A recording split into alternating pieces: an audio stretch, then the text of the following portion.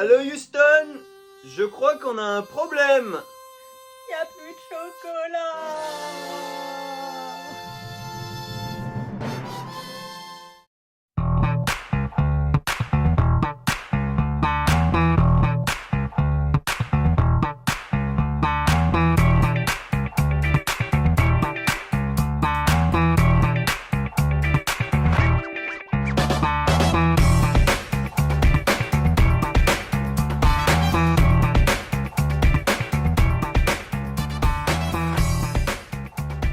Salut tout le monde. Salut les lutins. Salut Jérémy. Salut Cathy. Et ben encore une grosse semaine. Ouais, bah là on sent qu'il y a SN parce que les jeux ils ont pris un peu de volume. Ouais, là il y a du gros jeu expert qui sort cette semaine. Voilà. Mais on a de tout. Je trouve que c'est vraiment tout public cette Mhm. semaine. On a vraiment de quoi amuser tout le monde. Et puis comme c'est pas Noël, et ben on va commencer par Noël.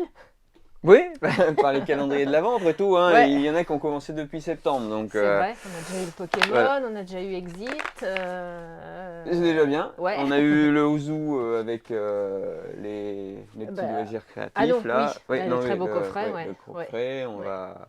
Mais c'est pas fini, on va en avoir d'autres. Mm. Donc, il y aura du show dans les calendriers de l'avant. Oui, alors, le premier. Et bah du coup, le calendrier de l'aventure, volume 2, du coup, à bord du train, une enquête en 24 jours, donc un peu comme le Exit, mais en plus familial, on va dire. Mm. Tu. C'est un joli pop-up. Donc c'est ça, voilà, un livre qui s'ouvre, qui vous présente l'histoire. Et puis après, chaque jour, vous allez avoir une séance audio qui peut être téléchargée. Séquence audio, Une d'accord. séquence audio. Et le truc rigolo, c'est que c'est la dame du train de la SNCF qui... Ouais. Le train TER. Oui, alors j'ai D'accord. retenu son nom, elle s'appelle Simone Hérault. Ouais, c'est la femme la plus connue de France, Voilà, même la si on ne plus connaît pas son détestée nom. sans doute aussi parfois. Quand elle annonce les retards, mais ce n'est pas de sa faute, faut pas C'est s'en pas de prendre sa au faute. messager. Donc voilà, chaque jour une petite histoire immersive comme ça. Et puis on va découvrir évidemment les aventures de qu'est-ce qui s'est passé dans ce train. À partir du 1er Ouais. décembre, les choses seront en ligne, c'est-à-dire que vous ne pouvez pas le faire maintenant. Voilà. Vous pouvez l'acheter maintenant pour être sûr de l'avoir, mais aventure à vivre à partir du 1er décembre. Voilà. Sans retard, on espère. Ah ah. Fabriqué en France. Voilà. Allez, on va rétro-pédaler. Avant de faire Noël, on va faire Halloween. Halloween. Alors, on a Escape Game au Manoir Hanté. Voilà, donc un jeu de Vincent Raffetin Mm. et illustré par Georges Hermos. Donc ça nous vient de chez Ozu. Pareil, c'est encore Oui. un joli... Comme il y avait avec le château, non, pas Escape Game au château, Oui. qui était un petit peu plus en dessous, un 6 ans. Donc voilà, on va avoir un magnifique château en 3D, donc on va pouvoir se déplacer de pièce en pièce. Des choses avec des miroirs, des choses comme ça, enfin voilà. Du familial aussi, accessible. 10 missions. Si vous l'acceptez, Jouable bien tout entendu. seul ou jusqu'à Ou jusqu'à 4. Voilà. Ouais. Ça, c'était ce qu'on avait chez les plus jeunes. Chez les plus jeunes, tout à Maintenant, fait. on va grandir très vite. Non, il y a des fifous. Oui, des fifous. Le Alors, retour de des fifous. J'ai regardé l'historique, c'est un jeu qui date de 2005 à la base. Ah, ça C'était rajeunit pas. des petits sacs de différentes couleurs avec différents types de jeux que Gigamic a complètement revisité. Et c'est ces jeux qu'on aime bien, des trucs idiots, rigolos. C'est multigénérationnel, ça fait appel à de l'adresse, etc. Donc c'est plein de défis fous. Si vous avez envie d'essayer, Gigamic nous a envoyé Des ballons. Des ballons. une quinzaine de défis qui se jouent avec des ballons. Et c'est très marrant. Il n'y a pas l'hélium avec. Non. Et donc, si vous avez envie d'essayer. C'est Olivier Finet qui a eu l'idée de ça. Ouais. Et j'ai pas d'illustrateur, je regarderai s'il y en a un. Mais du dev interne, ça, parce qu'il n'y a pas grand chose en illustration. S'il y en a un, je le mettrai. Et là, par contre, on va passer sur une magnifique illustration, parce que là, on va passer On passe du coq à l'âne. Ouais, forêt mixte. Là, waouh. Alors, forêt mixte, donc un jeu de coche. Corps. Voilà, corps pardon. En Deutsch, si Ah, c'est en d'accord. allemand, c'est... Et illustré par Tony Lobé et Judith Piela. Donc du jeu de combinaison. Il va falloir refaire notre petit écosystème. Bon, ça c'est juste pour la rivière, notre petit écosystème dans la forêt. Donc voilà, de magnifiques illustrations. On va planter des arbres. Et puis avec notre main de carte, oui, on va planter des arbres. Bon, voilà, c'est que les mêmes. Voilà, hop. Ouais. Et autour de ces arbres, il va falloir mettre de la vie animale ou végétale ou champignonesque. Et, tout le et tout le drame va être de faire évidemment ces super choix stratégiques. Est-ce que vous allez utiliser la carte pour la mettre de ce côté-ci, ou est-ce que vous allez l'utiliser pour le mettre en dessous ou la mettre au-dessus, et au fur et à mesure, comme ça, vous allez construire votre écosystème et optimiser selon ce que rapporte chaque carte. Donc l'iconographie est vraiment très bien faite, c'est très bien illustré. Quand on pose des cartes, on peut avoir des actions bonus, selon, oui. Et puis après c'est du point en combinaison. Il n'y a pas d'interaction folle entre les joueurs, si ce n'est que c'est sur la rivière. Si ce n'est que sur la rivière, voilà, dès que vous mettez 10 cartes, parce qu'en fait les cartes ont un coût, donc il faut se défausser de tant de cartes pour pouvoir payer la carte. Dès que vous remplissez à 10, on vire toutes les cartes de la rivière, donc ça peut légèrement embêter le voisin d'après, parce que j'ai plus rien. Voilà. Et c'est splendide, ça a le mérite d'être léger et pas... Ça peut faire peur parce qu'il y a quand même ça, j'ai pas compté, j'ai pas regardé le nombre de cartes. Waouh! Mais ça, de ce fait, ça offre une multitude de possibilités. Alors si vous êtes fan d'addition, il y a 66 arbres, 48 cartes divisées horizontalement et 44 divisées verticalement, avec 3 cartes hiver. Ça fait plein de cartes. Ça fait plein de cartes, voilà. Dans les commentaires, vous ferez l'addition. Ce qui peut paraître peut-être indigeste, mais qui en fait offre vraiment des multiples possibilités de stratégie. De jeu, tout à fait. Et c'est un jeu, en plus, qui a le mérite d'être dans une petite boîte, donc à un prix sympathique et splendide. Donc ça, c'est un joli coup de cœur de cette fin d'année. Forêt mixte. Après le nom un peu relou. Mais... Comme on va aller se balader en forêt pour cueillir des champignons et ramasser des châtaignes, on joint l'utile à l'agréable. On part sur le... On reste dans du familial. Ouais, alors là on est sur du fun. Là. Après le truc un peu écolo, forêt mix, c'est mignon, c'est joli. Là c'est... Alors Waterfall Park, un jeu de Karsten Hartwig. Et illustré par Umeshu Lovers. Donc qu'est-ce qu'il va falloir faire? Il va falloir construire, on est sur l'île de Waterfall Park et on va construire les meilleures attractions. Donc on a bon forcément c'est pas une boîte faite pour être dressée, donc il y a déjà du bazar. Alors là, le plateau, il va déborder du cadre. Ouais, c'est pour ça qu'on va le mettre comme ça, on va le montrer. Donc, vous avez plein d'emplacements, vous avez des cartes, vous allez avoir des cartes avec des emplacements. Et on est sur un jeu un peu comme Catan, où il va falloir un jeu de tractation. Voilà, vous allez avoir des petits emplacements, donc au début d'un tour. Si vous avez vu, le plateau il est troué en fait. Je ne sais pas si on voit les petits trous. Et là il y a des petites encoches. Donc on va venir mettre sur les cartes qu'on a décidé de choisir les emplacements. Ensuite on va distribuer les petites attractions, et puis à ce moment là les tractations commencent, puisque on va gagner des points si on a des attractions qui nous appartiennent et qui sont du même type adjacent. Par exemple les cinémas, il faut en avoir 5 pour faire le plus de points, donc on va échanger. On va dire que je me suis mise là, donc, et toi tu as commencé à faire ta zone bleue.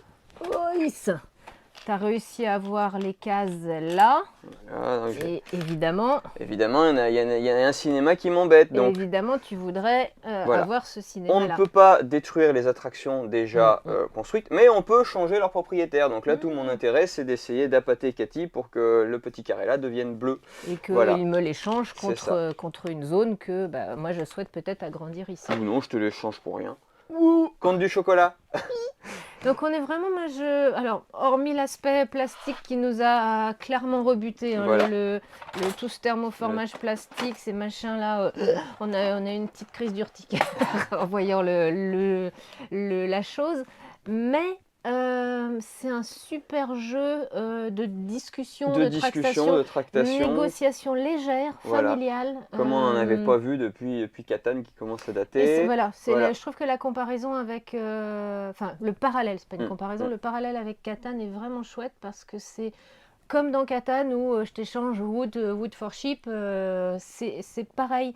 Il y a un vrai plaisir de discussion, de Tout à fait. négociation légère. On Sur est un sur thème un petit peu plus fun, on va dire, rigolo un petit aussi, peu ouais, moins, un petit peu moins. très gai. Voilà. C'est marrant. Voilà. Et pour celles et Hop, ceux ils sont là. qui voudraient avoir le jeu dès à présent, On a les boutiques de jeux parce qu'un on bon a un parc goodies. d'attractions sans boutique de jeux, c'est pas drôle. Le Voilà. super goodies boutique Mm. de jeux. Voilà. Donc Voilà. la partie se déroule en 4 tours. Faut faire le plus d'argent du coup en 4 tours, sachant que on peut monnayer des échanges, on peut tout faire pour essayer d'échanger. On peut échanger contre des attractions, contre de l'argent, etc. Et dernier petit plus, c'est que c'est pas très cher, c'est 35 €, donc je trouve que Pas cher monsieur, je t'échange. Non, c'est vrai, c'était la bonne surprise quand Oui. voilà, ça va aider à décider les indécis puisque on n'est pas sur un jeu hyper onéreux, donc pour du familial Pardon. et du jeu de tractation, c'est plutôt bien. Donc, Et puis voilà, c'est validé. fun. Validé Malgré ouais. le plastique. Ouais, non, validé carrément. Ouais. Alors là, on change. Attends, j'ai un petit. Bah écoute, on le fera juste après. On le fera après, dans mon d'accord. ordre, Bon, c'était. dans ton ordre, c'était après. Ouais. Hein, tu veux un peu tirer la couverture vers toi. Dans ma liste à moi, Dans ta liste, dans ta to-do c'était list. celui-là d'abord. D'accord. Alors, Almost Innocent, Un c'est. jeu de Philippe Attali et illustré par Satoshi Matsura. Là, on est sur un jeu de Déduction. logique, déduction, comme on aime bien. Avec une petite histoire. Ouais, un peu rigolote. Donc chacun a sa Petite grille, tablette, voilà, son petit avec paravent. le paravent qui va avec. Hop. J'essaye de sortir après les bidules au bidule. Tadam. Et voilà. Voilà. Allez. En fait, l'histoire, c'est que voilà, ça commence, on est un groupe d'aventuriers à la recherche de la couronne perdue de l'empereur. On va au troquet du coin et puis on boit du thé un peu trop épicé. Et puis après, toute allusion à Very Bad Trip est complètement assumée. Le lendemain, on se souvient que des bribes de ce qui s'est passé. Il y a des choses qui se sont passées la nuit et donc on va devoir recouper nos informations pour découvrir ce qui s'est vraiment passé, où sont les personnes qui ont disparu. Donc en termes de mécanique, en fait, on va avoir la personne de droite va avoir les indices que la personne à sa gauche va devoir retrouver. Donc au début d'un tour, on va poser une question. Donc par exemple, là, celui-là, c'est demander combien j'ai d'indices sur cette ligne ou sur cette colonne selon que je pose. Donc, je vais poser cette question. Ensuite, mon voisin va poser cette question à son voisin, etc. On fait le tour de table. On fait notre déduction. Voilà. Et l'autre, c'est est-ce que j'ai mon indice avec ma victime sur cette ligne? Est-ce que j'ai mon indice avec l'arme du crime sur cette ligne ou sur cette colonne, etc. Donc, Sachant que donc il y a quatre éléments à trouver. début, la preuve, le crime, le lieu et la victime, qui sont sur le plateau central, identifiés donc par les couleurs. Toutes les victimes, c'est les cases bleues ici, les lieux, les cases oranges, etc. Donc il y a forme et couleur, ça aussi, si jamais vous voyez mal les couleurs, c'est très bien différencié. Et donc à partir de là, nous on a nos quatre éléments qu'on a préalablement cochés, et il va falloir trouver ceux des autres. Voilà. C'est en ergonomie plutôt bien fichu. Oui, tout à fait. On est sur de la déduction légère. Voilà. Il y a 3 niveaux de difficulté à chaque fois si on veut du défi. Il y a de la progression en difficulté aussi, puisque là on a des cartes. Enfin, on a des cases qui ne sont pas utilisées, et puis plus on va avancer, là par exemple sur les derniers niveaux, toutes les cases sont utilisées, il y a même des cases plus grandes que d'autres, donc quand on va dire oui, si on a la reine, elle est là, elle est là, elle est là, elle est là, ça va falloir dessiner tout ça, et il va y avoir plus d'indices aussi, puisque là on a 4 choses, et ça peut monter jusqu'à 7. Jusqu'à 7 types de chaque, Et du coup, ça monte jusqu'à 5 puisqu'on a après les criminels. Voilà. Très chouette également. Univers un peu Ouais. barré. Oui, au début j'ai eu du mal à rentrer un petit peu dans le thème, mais c'est très chouette.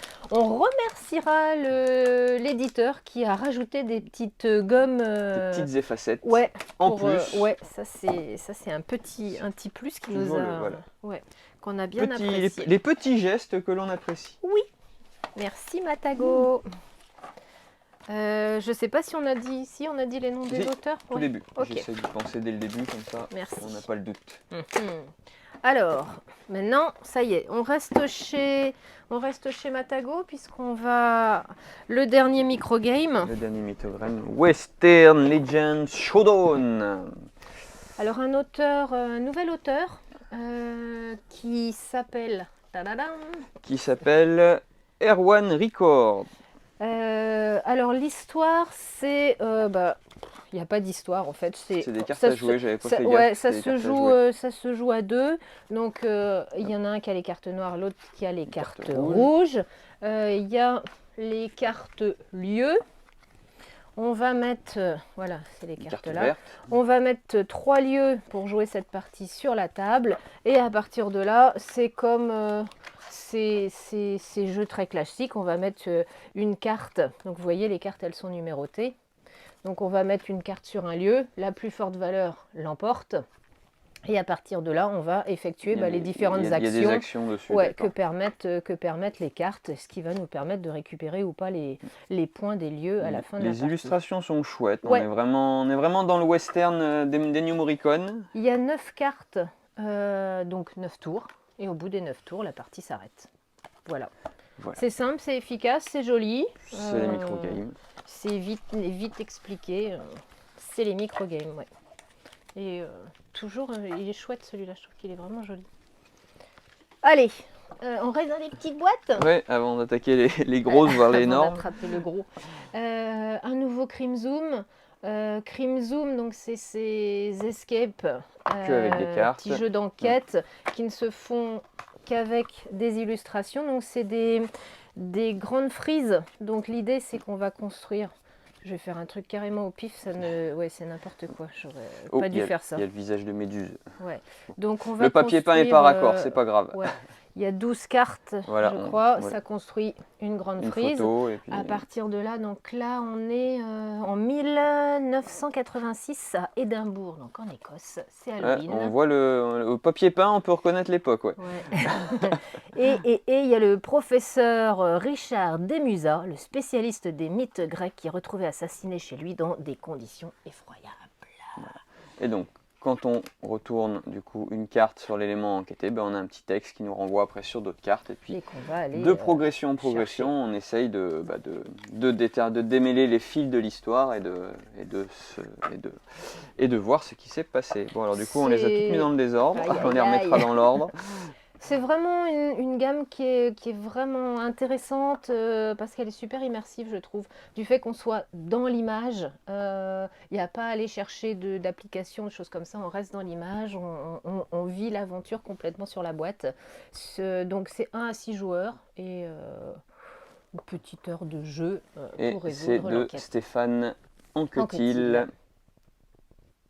Ouais. Tu cherches l'illustrateur. Je cherche l'illustrateur, je le rajouterai après. On le rajoutera. Allez, un coup de cœur. Complètement. La grosse boîte de l'année. La grosse boîte de l'année.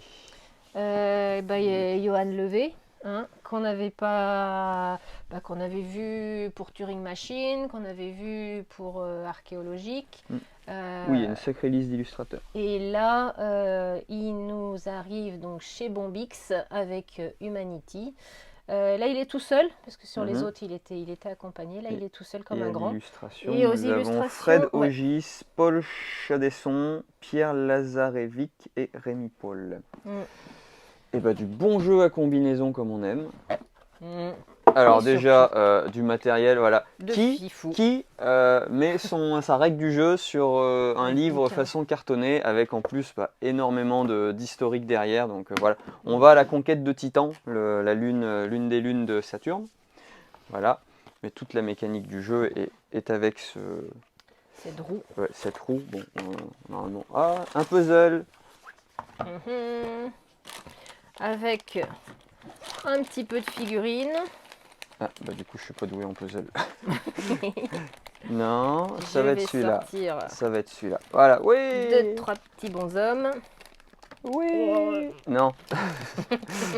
Un puzzle 4 pièces, c'est déjà au-delà de mon niveau. Hein. On va couper au montage, monsieur. On remarquera que voilà. Ça crindouille. Le puzzle, c'est pas mon truc. Hop, voilà, la mécanique. Le petit trou il est là, voilà. Yeah. Donc voilà, là on a une piste de score et de recherche dans la science. Et après, ben, on a des petites tuiles comme ça. Donc tout bien rangé. Oui, la Voilà. boîte, enfin, tu as tout dépunché hier. Voilà. Mais après, c'est super pratique parce que le prix du dépunchage le plus long est administré à Humanity. Mais avec du matériel qui était vraiment épais, sur lequel, on le sent de toute façon au poids de la boîte. Au poids de la boîte. Est-ce que je vais arriver à ouvrir pour des tuiles? Là, ça y est. Donc il y a le plateau central où on va mettre du coup les petits, enfin c'est pas ceux-là c'est les départs, mais des petits modules qu'on va devoir aller chercher. Ça c'est notre départ où on va construire notre petit module de départ par notre couleur, et puis bon voilà, c'est positionné comme ça. Quand on a notre petit astronaute qui a une force de travail de 2, et ben on commence à 0. Bah, je vous mets en face de vous. Hop, 0, 0, 0 et 0. Bah, du coup, avec 2 forces de travail, on peut faire ça pour collecter du coup ces ressources. Donc les ressources ne sont pas physiques, c'est vraiment notre petit trou. Et puis après, bah, sur le plateau là, il va y avoir des modules à aller chercher. Donc on va mettre notre petit bonhomme dessus, on paye les ressources, donc on revient à 0 et on installe le module là où il y avait le petit bonhomme. Donc on va construire comme ça notre base de fil en aiguille, développer des nouvelles sciences, etc. Et quand tout le monde a joué, donc tout le monde décide de passer parce qu'il n'a plus d'action ou quoi que ce soit, c'est là que la roue intervient. Voilà. Les modules, on va dire que voilà, il y a des modules qui ont été achetés. Ça c'est pas un module. Oui. Voilà, ils vont revenir jusque là et la roue du coup va tourner jusqu'à ici le module dernier, l'espace vide derrière le module, et tous les personnages qui ont passé la roue du coup sont récupérés par les joueurs. Donc voilà, il y a vraiment moyen de comboter, d'embêter un peu les autres. Le principe, c'est qu'il faut comprendre que tant que la roue n'a pas tourné, et ben les bonhommes sont bloqués. Ouais, je sais pas comment on dit, c'est les des astronautes. Ouais, sont bloqués là, et donc il faut bien réfléchir à si je décide d'aller chercher ce module-là, je vais peut-être être bloqué très très longtemps. Donc il y a une vraie réflexion entre ce qu'on veut et le temps que ça va prendre pour le récupérer. Et le temps du coup que le personnage est bloqué sur un personnage en moins, et ça fait c'est des ressources qu'on récupère ça pas joue pendant beaucoup ce temps-là. moins, et c'est des actions qu'on va faire aussi beaucoup moins. Donc c'est un jeu qui se comprend vite, qui est vraiment fluide. J'avais un peu peur quand j'ai commencé à lire les règles, mais non, c'est facile à expliquer. Après, c'est vraiment sur les combinaisons à créer que toute la différence va se faire. C'est du jeu expert, évidemment, mais c'est du jeu expert qui dure pas 3 heures non plus, qui est accessible, c'est un méga travail. On mettra peut-être le lien aussi vers la vidéo qu'a fait Bombix, parce que c'est vraiment impressionnant ce qui a été fait en travail éditorial. Sans renier le travail de l'auteur, de Johan, mais le travail éditorial de Bombix dessus, il est vraiment délirant. Ouais. Et le jeu est chouette. Ouais. Dommage qu'il n'y ait pas de mode solo, sinon c'était craquage assuré. Alors là, il y a un mode solo. Rien à voir. Là, on est sur du post-apo, jeu familial. narratif. On va incarner une famille qui vit dans un monde post-apocalyptique. Donc déjà, pour ne pas les oublier, un jeu de Jérôme Kans et Laurent Cobel, illustré par Tania Sanchez-Fortin et Aurélien Delozin. Donc un jeu narratif à action. Ça c'est pas dépunché, c'est normal, c'est les ennemis des différents scénarios. Donc comme je disais, on va incarner une famille lambda qui tente de survivre à l'apocalypse. Donc elle a réussi à garder le cocon familial autour de ses enfants, etc. Sauf que à un moment, tout va partir en volo puisque des méchants attaquent la maison et donc va falloir gérer tout l'équipement qu'on va réussir à avoir. Faut fouiller les pièces de la maison puisque on va avoir des pièces qui vont se construire au possible. Quand on arrive à un point d'accès, du coup on va se dire je vais aller dans la pièce d'à côté, donc on va découvrir des nouveaux objets. Il y a des petits engrenages à récupérer pour crafter après des objets, etc. Donc c'est très complet. C'est un jeu de société, jeu de rôle, voilà. On va vraiment... Mais vraiment super bien guidé, je trouve, pour des gens qui ne connaissent pas ce type de jeu. On sait ce qu'on peut faire avec son personnage. Sur la carte du personnage, il y a les informations sur tu peux faire ça, tu peux faire ça. C'est assez libre. Sur comment on avance aussi, il y a une timeline qui nous permet de faire ci ou ça. C'est le facteur. C'est le facteur. C'est magnifiquement travaillé. Et ça, c'est pareil. Très belle immersion, on va s'attacher au personnage. Je vais pas dire qu'on va pleurer pour les personnages, mais on va faire attention à eux parce que quand ils sont blessés, ils vont avoir moins d'action, moins d'interaction avec les autres joueurs. Donc voilà, c'est du très bon. Allez, là on part dans du gros. Alors, Amalfi Renaissance, parce que c'est une réédition. Amalfi, c'est une ville en Italie, sur la côte ouest, au sud de Rome, Naples. Au sud à gauche. Ouais, voilà, à droite de la. Amalfi, c'est une cité donc italienne qui était connue parce qu'elle, c'est une des premières à avoir édité les règles de navigation. Dans les années 1300-1400. Donc Amalfi, c'est un jeu de classique, comme on dit, de pose d'ouvrier. Donc là, c'est de la pose de navire. Donc on va aller gérer les navires pour obtenir des ressources, faire prospérer la ville, récupérer les nobles. Du classique de jeu de pose d'ouvrier, de combinaison comme on aime, efficace. Du coup, c'est une réédition, comme tu disais, Amalfi Renaissance. Oui. Donc un jeu de Takeo Yamada et illustré par Urabe Rossinante. Et une version solo si tu veux. Et une version solo, tout à fait. Quand t'as pas forcément des gens qui jouent beaucoup à la maison, t'es content quand t'as du solo. Rien encore à voir comme univers. Là, l'univers The Witcher. Donc The Witcher, j'ai regardé, c'est un monsieur qui s'appelle Andrzej Sapkowski, un écrivain polonais qui est né en 1948, qui a inventé The Witcher. Premiers épisodes sont sortis dans un magazine en 1986. Voilà pour la petite histoire. Et après, il y a eu le jeu vidéo, et après, la série. Voilà. Et les jeux de rôle, et le jeu de société. Donc là, on est avant, puisque c'est l'ancien monde, on est avant la avant série Geralt. Netflix de avant notre ami Geralt, en effet. Geralt, qui est donc un humain doté de pouvoir, qui est censé aller... Sorceleur, c'est ça, un sorceleur, qui est donc censé aller combattre les monstres. Mais quand on vit l'histoire de Geralt, là, c'est quelqu'un qui est repoussé par la population. Là, au contraire, les sorceleurs prospéraient à l'époque, et donc là, ils partent tous à l'aventure pour aller essayer de chasser... de tuer le plus de monstres possible. Tout plein de vilains monstres. Voilà, des belles figurines. Bon jeu de baston, combinaison... Si vous aimez cet univers de The Witcher, les fans de l'univers s'y retrouveront. Et un jeu solo. Un jeu de Lukasz Wozniak et conception graphique David Botomieszwik. Merci. Désolé pour la prononciation. Allez, on finit par le plus gros. On presque fini parce qu'après il y a une extension pour finir. Expédition, pour ceux qui connaissent, vous avez reconnu l'univers. On est sur l'univers de Scythe. On est sur l'univers de Scythe. Scythe. J'ai jamais su comment il fallait prononcer. Donc un univers post-apocalyptique, mais rétro-futuriste. Voilà, ça se passe dans les années 20, voilà. En termes clairs. Voilà. On est en Sibérie. Il y a eu une grosse météorite qui est tombée. Voilà. Et donc, bizarrement, l'équipe qui est partie regarder un petit peu ce qui se passait a disparu.